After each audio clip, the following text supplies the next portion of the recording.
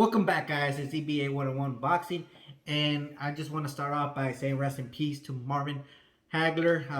The marvelous one. He passed away today at 66 years old.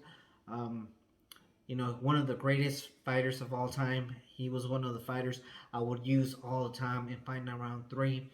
Then I would ended up watching him and Thomas Hearns fight, legendary fight, right? Everybody knows that start of that first round and that short fight, but it was just an amazing. Um, him versus Duran, him versus Leonard. Uh, he just a great fighter overall. But let's get to another legendary fight that happened today: Chocolatito versus Estrada. This is going to be a little controversial because Estrada wins this fight. Yes, I am Mexican, and I was kind of rooting for him. I made my prediction video on him potentially winning this fight, but we saw vintage Chocolatito, and he just looked amazing. He landed the stronger, punches, the more accurate punches. He threw way more, right? I ended up having 115 to 113 for Chocolatito, and it was an amazing fight overall. Just scorecards were a little off. 117 was too many for El Gallo, um, in my opinion. And where he ended up messing up, I think he fought a lot of Chocolatito's fight when he was boxing. He was doing a little better, at least in the first round. He needed to move his head a lot more. He was just standing there. He was getting countered, hit a lot, and the punches that Chocolatito would land were a lot more powerful, uh, in my opinion, and it just looked like he was getting hurt. He would get hurt him more. Um, but it was a great fight. It kind of saves Chocolatito from getting a rematch from that guy who knocked him out. Um, but I think that fight still needs to happen. But hopefully the rematch of this happens after Estrada fights that guy. If Estrada wins, well, then there's a rematch there. If the other guy wins, then I can't pronounce his name, so I'm not even mentioning him. But he fought yesterday. He won by knockout. But if he wins, then he gets to fight Chocolatito, and for the third time maybe if they want to.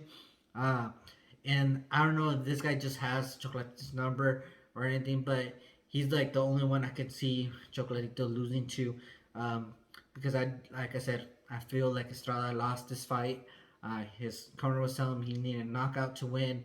Um, and one other thing that I have to mention is this translators in boxing interviews are so horrendous. I don't know where they're getting from.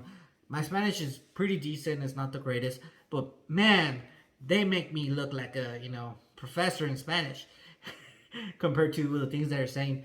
I almost got the sense of like Chocolatito mentioning that after this fight I'm leaving. I'm serving the Lord, God, and maybe potentially retiring. I don't know, but because he was watching up all the translations, I couldn't even get the sense, and then kind of got that feeling because he ended up crying a little bit. But hopefully it's not the last fight that he has. Hopefully there's more fights that he gets to do, because he is back. I made that comment of like, is he the Phoenix? Definitely, he's the Phoenix. He's risen from the ashes, and he looked just prime time, right? So hopefully he has still a long career. He's very humble. He did say, I won the last two. So I don't know. That's the biggest talk smack that he's going to do because he's a very humble guy. He praised the Lord a lot. I don't know if this was because after the knockout or whatever it was, but he's an amazing person.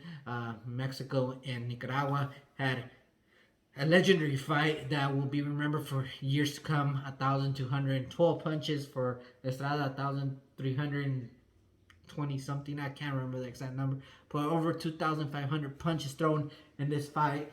Please hit the like, subscribe button.